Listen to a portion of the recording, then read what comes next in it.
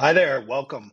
We're going to kick off our first lesson with the opening of a movie that I think is perfectly set up. This movie is about an alien invasion on a farm. It's called Signs by M. Night Shyamalan, and he does a wonderful job setting up his characters and her theme here in a way that's emotional, visceral, primal. It's just so well told visually, and we're going to take a look at the opening. I want you to look at this. It's 3 or 4 minutes long, and then I'm going to come back and I'm going to walk you through why I think it's so perfectly set up. Then we're going to take a look at the script and how he wrote that on the page to get that across to the reader. So just take a look here for the next 3 or 4 minutes, and then we'll be back.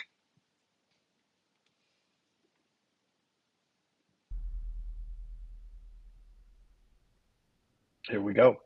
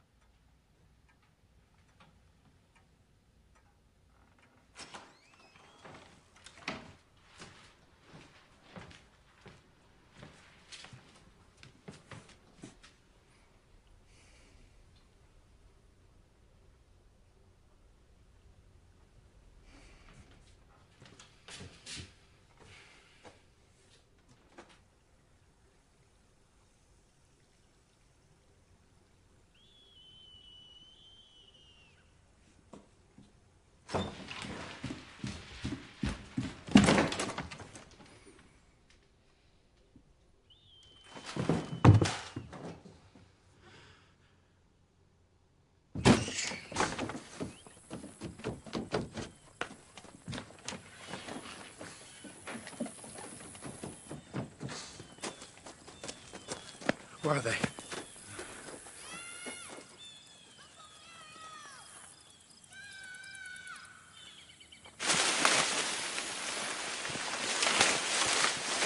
Morgan!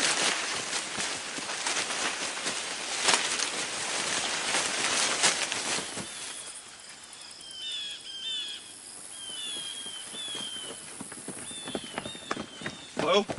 Bo? Bo? Where's Morgan? Bo? Are you in my dream too? This is not a dream.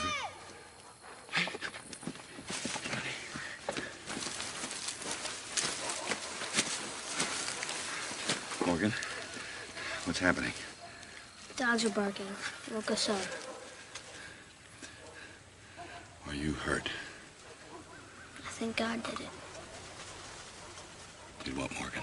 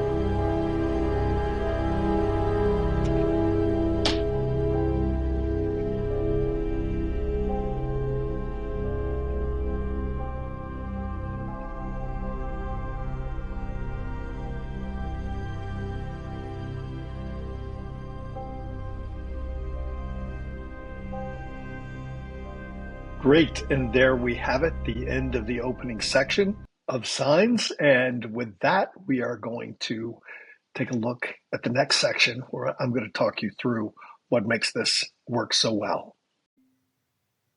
Okay, great. So we looked at this in our previous session, and this is going to be the opening shot right at the beginning. We open on, let's think about what we're going to see in the next 3 or 4 minutes, how much information we get with no dialogue, just by the visuals, but by who these characters just are, how they come through without telling us who they are. but they just are because there's something iconic about them. And one of the things we want to do is create iconic characters where we recognize ourselves. Sometimes they're thought of as stereotypes, but they're not stereotypes. They're a father, a brother, a child, simple things like, in Shrek. I always say Shrek is not an ogre, Shrek's a bachelor, right? Fiona is not a princess. Fiona is every girl who has insecurities and can make herself look beautiful, but still feels, ugly on the inside. So we all relate to those characters and we want to tell these characters in an efficient way as possible. So let's just start with this. We want to set the mood. We want to tell our story and we want to do it in a way that registers with the audience without us beating them over the head. So let's start with this simple shot. Here we are. It's morning. Looks like it's morning, early morning on a farm. We've got some kids' play stuff. We've got a cornfield, and that's all the information we have right now. Now, here we go. The camera slowly pulls back, and as it does, we get this ripple effect, this sort of dreamlike feel from the farm glass. Now we see a man with his wife and kids. He wakes up. Maybe he heard something. I'm not quite sure. Interestingly, he's alone. We don't know why.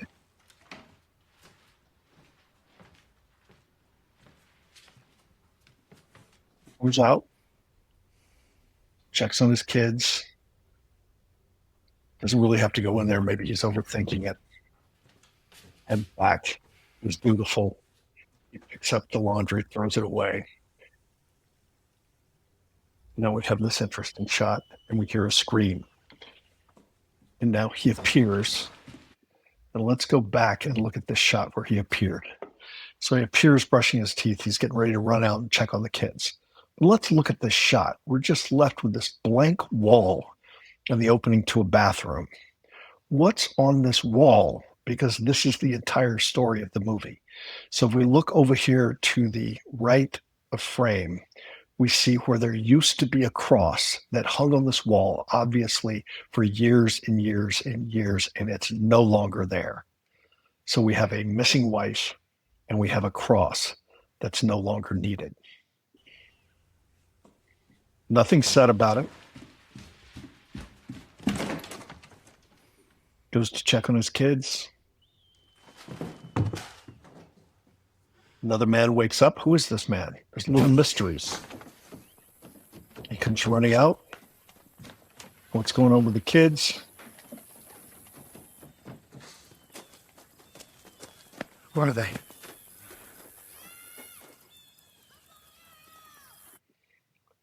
So the only two words we really hear in that matter are Dad and Uncle Merrill. So we understand that that's his brother. That's their uncle. The brother's staying above the barn. Nobody talks about all these things. They're not the barn, the garage. Nobody talks about these things. They're just visually set up. We're going to go look at the script and how he did this in the script later.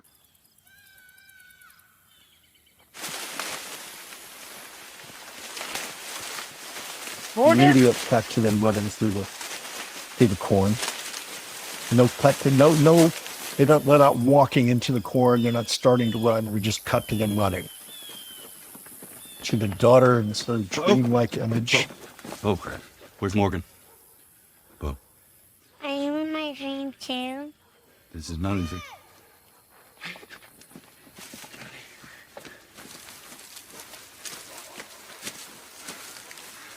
So there's a mystery. What's going on? Happening? Dogs are barking. Woke us up. Are you hurt? I think God did it. So look at that. We have a movie which is ultimately going to be about an alien invasion. Yes. But the real movie is about a man who's lost his faith and the community needs him. Here's my contention. When you have a movie, as Kafka said, or art, as Kafka said, should be an axe to the frozen sea within. Why does this movie come along? This movie comes along to break open this man who has lost his faith and force him to make a decision about how he's going to see the world, because his absence of faith is affecting his community, his family, as we're going to see, and his brother. And the son doesn't say, oh, there's something weird happened in the cornfield. The son says, I think God did it. And God, in a way, is how I think of movies. Movies come into the lives of the characters for a reason, because those characters are living some sort of lie. There's some sort of wound that they have that are living a lie, and the movie comes along to break open that wound. And it's painful at first, but it's going to force them to heal. It's going to heal them or destroy them. Did what, Morgan? God did what? Now we look out and we have the slow reveal of the crop circles. And this great shot of the crop circles and a movie called Signs.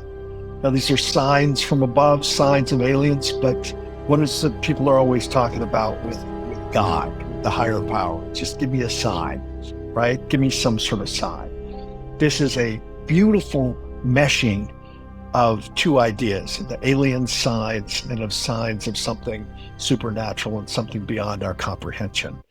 And M. Night Shyamalan does all of this in, look at this, 3.5 minutes, where there's very little dialogue. If you typed out the dialogue that was on in these pages, it's less than a page of dialogue.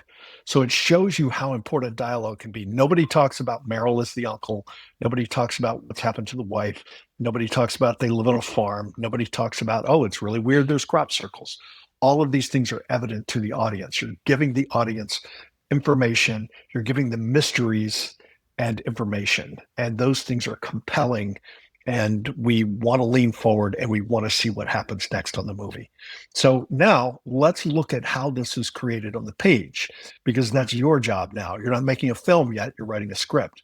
And the script has to evoke all of these beautiful things in the reader's mind without having a camera and without having Mel Gibson and Rory Culkin and all of these fantastic actors. You know, we've got to do that on the page. So let's look at how to do that next.